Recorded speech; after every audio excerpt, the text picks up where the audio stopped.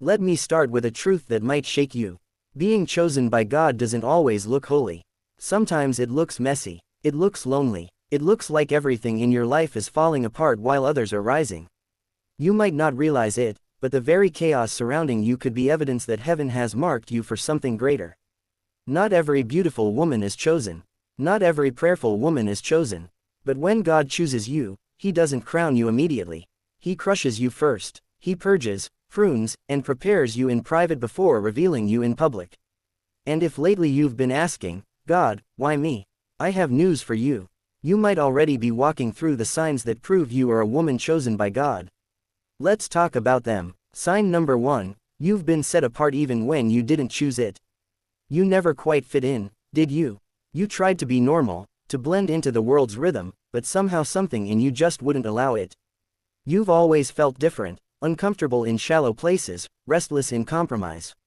That's not coincidence. That's calling. Jeremiah 1:5 says, "Before I formed you in the womb, I knew you. Before you were born, I set you apart." Chosen women are marked long before the world meets them. You didn't pick God, He picked you. And that divine selection will not let you blend in with what He's called you out from. So when people walk away or opportunities dry up, don't panic. God isolates who He intends to elevate. Separation is not punishment, it's preparation. Sign 2, you've walked through unusual pain, but it didn't kill you. Chosen women carry unusual oil because they've endured unusual pain. You've survived betrayals that should have destroyed your trust, storms that should have broken your faith, and losses that should have left you bitter. But here you are still standing. Why? Because your pain had purpose. Romans 8:28 says, "And we know that all things work together for good to them that love God, to them who are called according to His purpose." Nothing about your suffering is wasted. Every heartbreak shaped your compassion. Every rejection built your endurance. Every tear baptized you for ministry. You didn't go through that for nothing. You went through it because you're chosen. When the enemy saw your future, he attacked your present, but he failed because the very wounds he inflicted became the evidence of your calling. Sign 3. You carry a fire for God you can't explain. Have you ever tried to ignore the hunger for God only for it to burn hotter? You backslide yet you can't stay gone. You get distracted, but conviction won't let you rest. You love God too much to quit even when it hurts. That's the fire of the chosen. Jeremiah described it perfectly. His word is like a fire shut up in my bones. I am weary of holding it in. Indeed, I cannot. Jeremiah 20:9. Chosen women burn differently. Their passion for God interrupts their comfort. They can't fit in with lukewarm believers because the Spirit keeps pushing them deeper.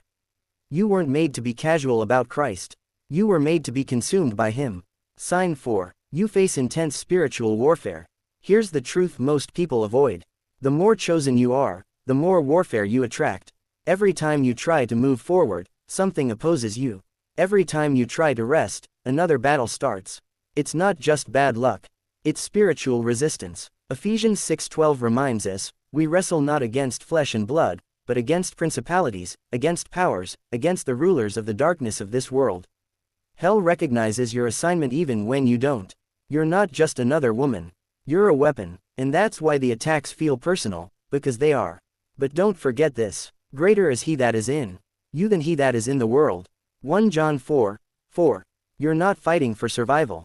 You're fighting for destiny, and the intensity of your warfare only confirms the weight of your calling. Sign 5. You crave purity and purpose more than popularity. At some point, the old you stopped feeling comfortable. You started desiring holiness over hype. You'd rather have peace than attention. You'd rather walk with God than walk with the crowd. That's a sure sign of transformation. Romans 12:2 says, "Do not be conformed to this world, but be transformed by the renewing of your mind." Chosen women outgrow what used to satisfy them. The movies, the gossip, the validation, it no longer fills the void. You crave prayer. You crave purpose. You crave something real. And yes, that makes you seem too deep for some people. But don't let that discourage you. That's evidence of spiritual maturity. God is rewiring your appetite to match your assignment. The shallow can't understand your hunger for the deep. Sign 6. You feel the pain of others deeply. Chosen women don't just sympathize, they feel. You sense when people are hurting, even when they smile. You cry over others' pain as if it were your own. You care deeply, and sometimes it hurts. That's because compassion is the pulse of your calling. Matthew 14:14 says, Jesus was moved with compassion toward them and he healed their sick. God trusts you with emotional depth because he intends to use you as a vessel of healing. Your empathy is not weakness. It's divine sensitivity. You were never meant to be hard-hearted. You were meant to carry heaven's heart in a human body. So when you feel deeply, thank God. That sensitivity is proof that your heart still beats in rhythm with his. Sign 7. You're more interested in building than boasting. A woman chosen by God doesn't chase spotlight.